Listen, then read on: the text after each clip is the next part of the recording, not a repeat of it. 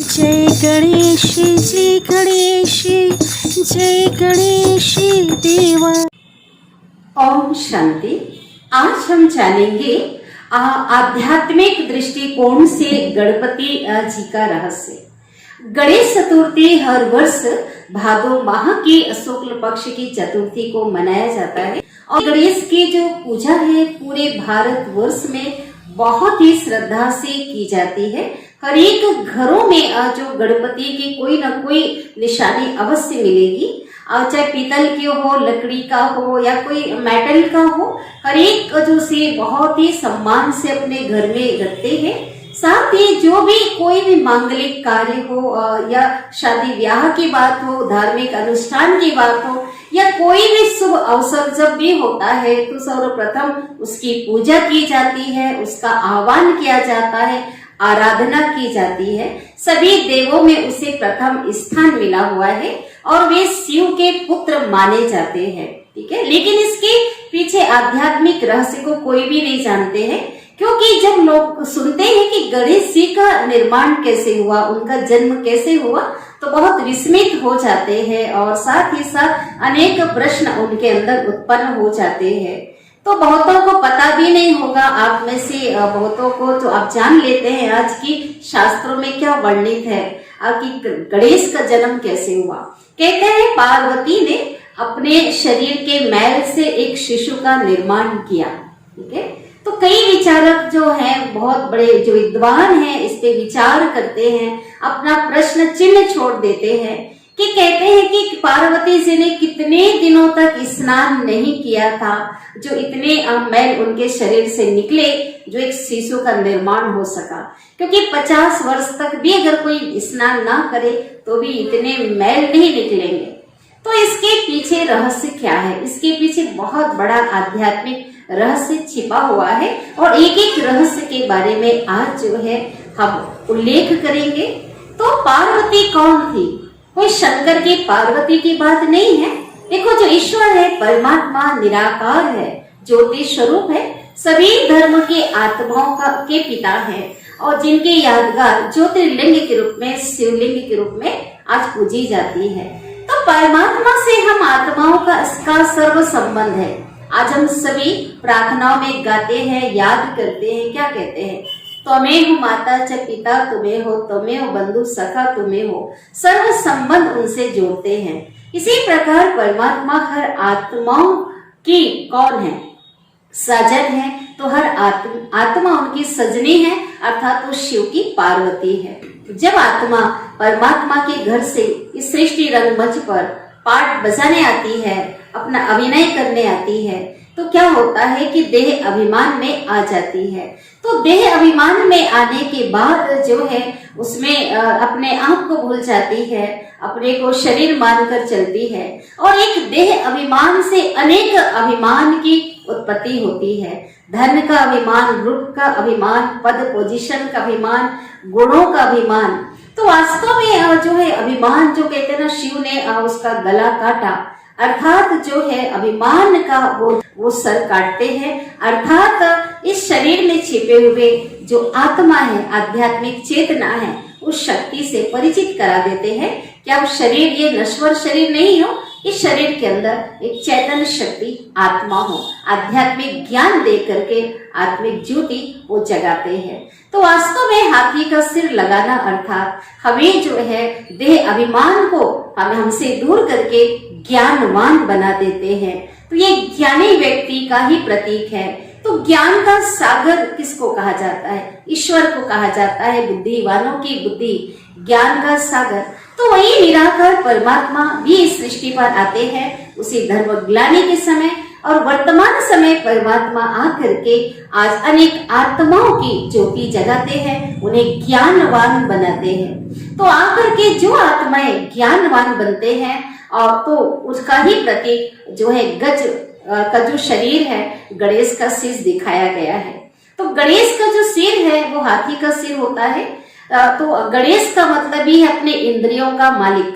तो ज्ञानवान व्यक्ति अपने कर्म इंद्रियों को जो है और साथ ही सूक्ष्म इंद्रिया, मन, बुद्धि, संस्कार को ईश्वरी ज्ञान और ईश्वरी शक्ति के आधार से जो है और वो अपने वश में करता है, इंद्रियों का मालिक बनता है।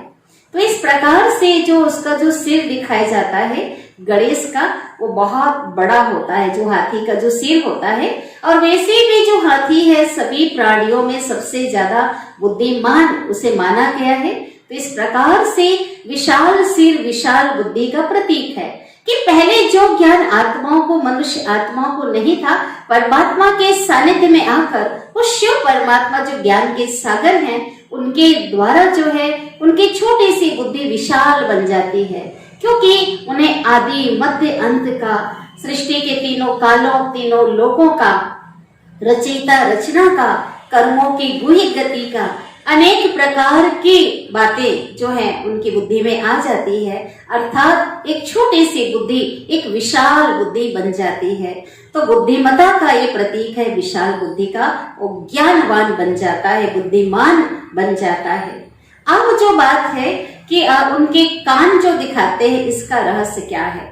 तो कान को क्या दिखाते हैं कि एक सुपड़े की तरह जो कान होता है, पंखे की तरह। तो जो सुपड़ा होता है हम सभी जानते हैं, उसमें क्या करते हैं, जो माताएं बहनें उसमें अपना अनाज फटकती है ना, तो उसमें क्या होता है, जो कचरा होता है ना उससे दूर हो जाता है, और जो अच्छी जो सारी चीजें हैं, अनाज जो होता है वो अंदर बच जाता है। इसी प्रकार जब व्यक्ति ज्ञानवान बन जाता है तो व्यर्थ की जो बातें हैं उनको क्या करता है, उन्हें अपने से दूर कर देता है, और व्यर्थ की बातों को वो सुनते हुए भी नहीं सुनता है। तो इस प्रकार जो श्रवण का भी एक बहुत बड़ा महत्व है कि ज्ञान जब तक श्रवण नहीं किया जाए, कानों से श्रवण करने के बाद जो है वो बुद्धि जो है उसकी तीक्ष्ण बनती है, वो बुद्धिमान बनता है। इसलिए कानों का भी क्या है कि वो यह सुनने की क्षमता, श्रवण शक्ति उसकी बहुत होती है। इस प्रकार ज्ञानी व्यक्ति क्या करता है, वो सुनता सबका है और इस प्रकार ज्ञान को वो ग्रहण करता है। इसी प्रकार से और व्यर्थ की बातों को किनारा कर देता है। अब बात आई उसकी आंखें। हाथी की इतना बड़ा विशाल शरीर, आंखें बहुत छोटी होती है। तो छोटी आंखें होने के कारण भी के बावजूद भी, हाथी की छोटी आंखें होने के बावजूद भी वो छोटी सी जो चीजें हैं, एक सुई भी उसको नजर आ जाती है, छोटी चीज उसे बड़ी नजर आती है।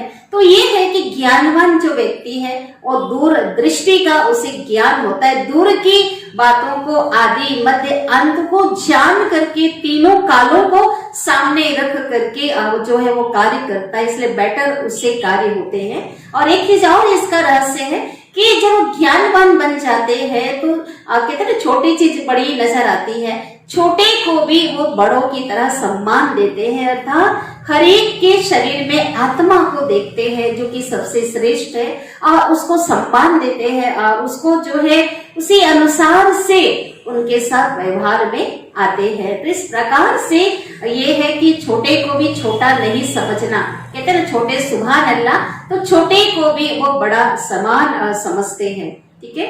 और इसी प्रकार से अब बात आती है उसके दांत की।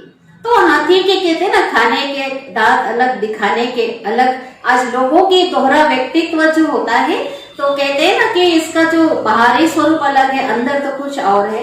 लेकिन हाथी के दो दांत दिखाते हैं, दिखाने वाले जो दांत में एक दांत टूटा हुआ और एक साबुत है। तो इसका मतलब कि जो ज्ञानवान व्यक्ति है वास्तविकता में जीता है, कोई दोहरी जो व्यक्तित्व नहीं रखता। एक टूटा हुआ जो दांत है, दंत है, अर्थात दोहरा व्यक्तित्व नहीं रखता है, वो वास्तविकता में जीता है।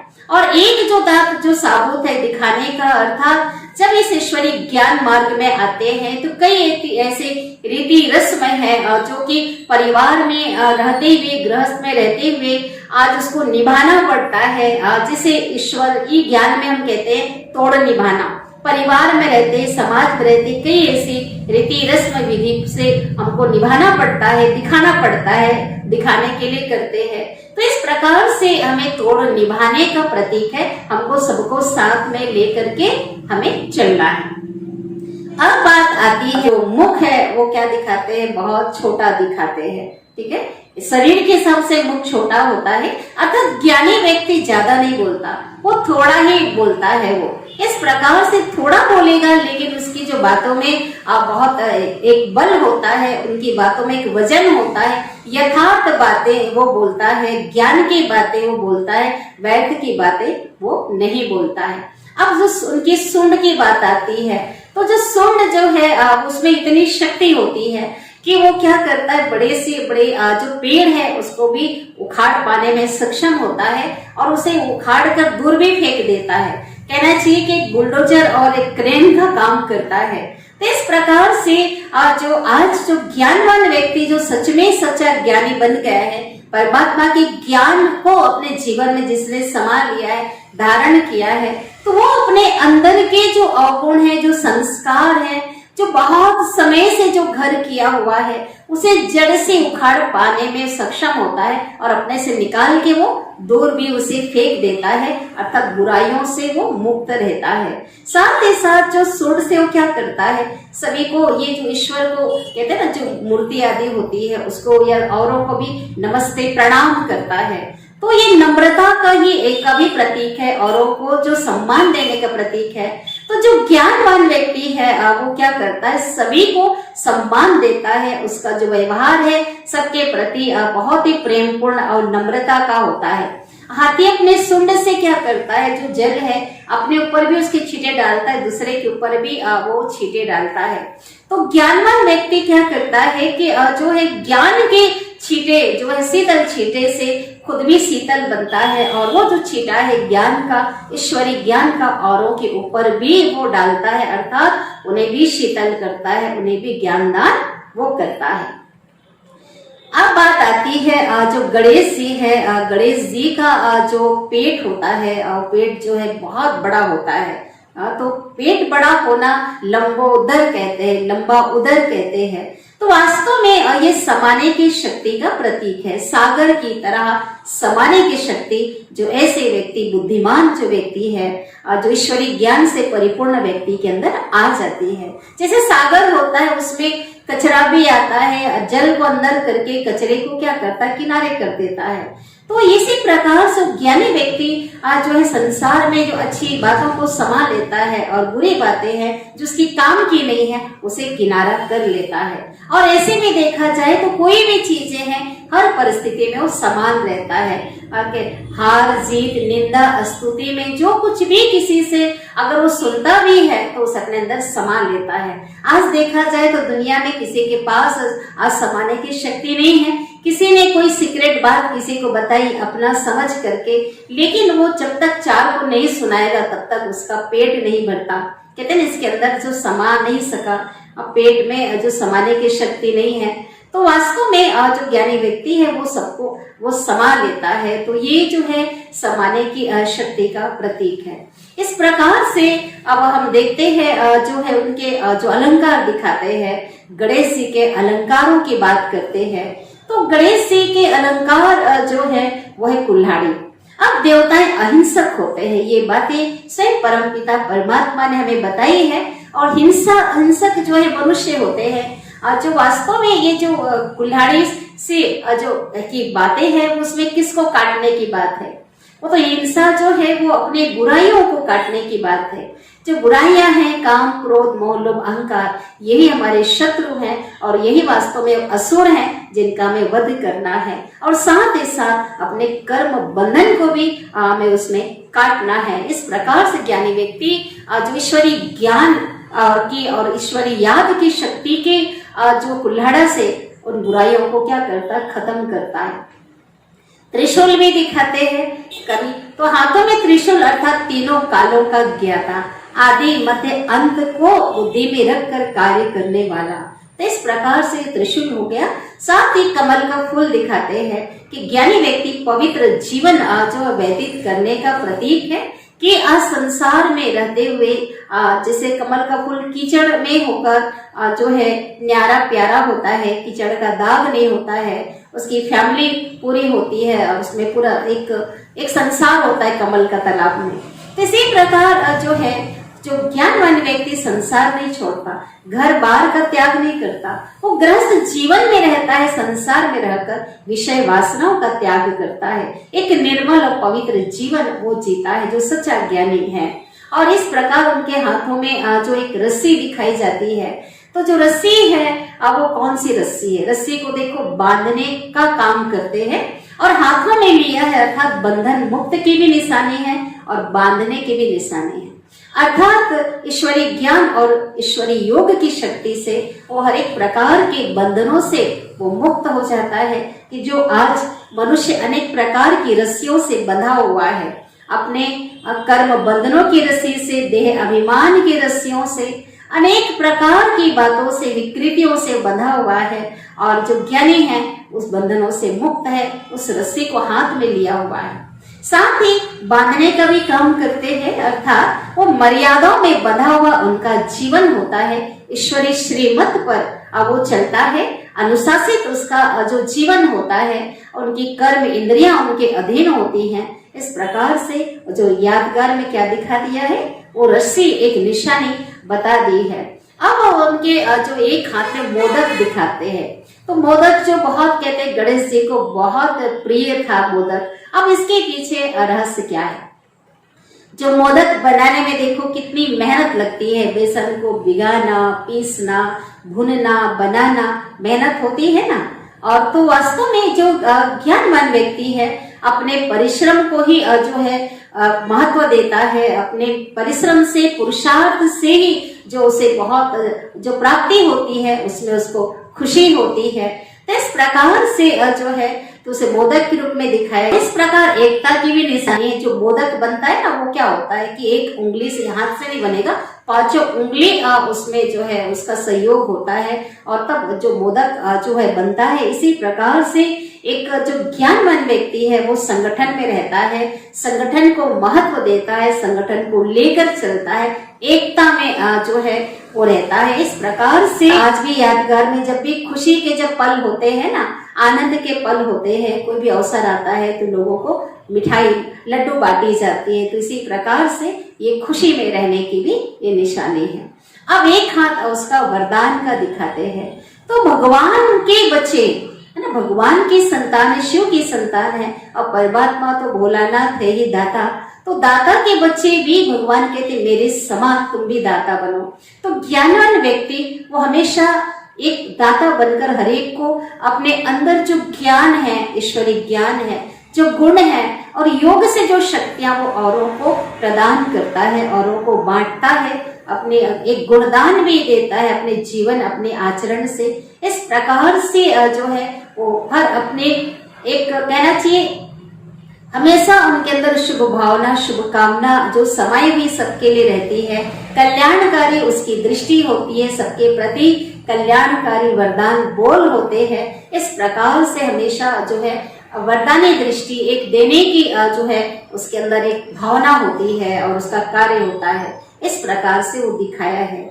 अब हम देखते हैं कि जो गणेश जी है, हमेशा कभी देखा होगा आपने, उनकी जो मूर्तियां बनाई जाती है, उनके चित्र बनाए जाते हैं, एक पैर नीचे थोड़ा टच हुआ है, एक पैर ऊपर है, डांस करता हुआ। तो ऐसे ज्ञानी व्यक्ति अतीन्द्रिय सुख के झूले में झूलता है, परमात्मा की याद में उसका जो मन मयूर हमेशा नाचता रहता है और उसकी एक बुद्धि जो है परमात्मा से लगी होती है, उपराम बुद्धि, एक पैर उठा हुआ था। इस संसार में निमित्त मात्र है वो, लेकिन उसकी पूरी बुद्धि उपराम हो चुकी है, उस परमात्मा से उसकी बुद्धि जुड़ी हुई है।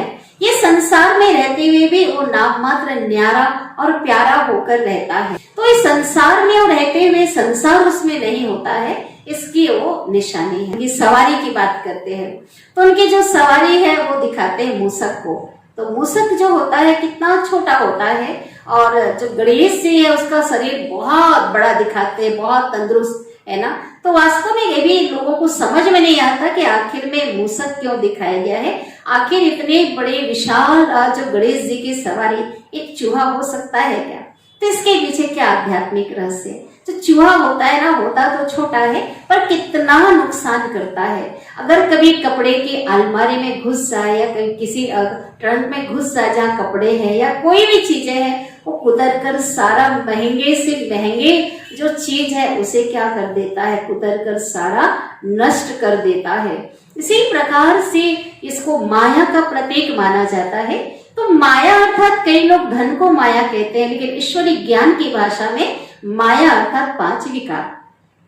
काम, क्रोध, मोह, लोभ, अहंकार, ईर्ष्या, द्वेष, घृणा सभी इसमें आ जाते हैं। लेकिन माया के बड़े रूप भी होते हैं और सूक्ष्म रूप भी होते हैं, एक रॉयल रूप भी होता है।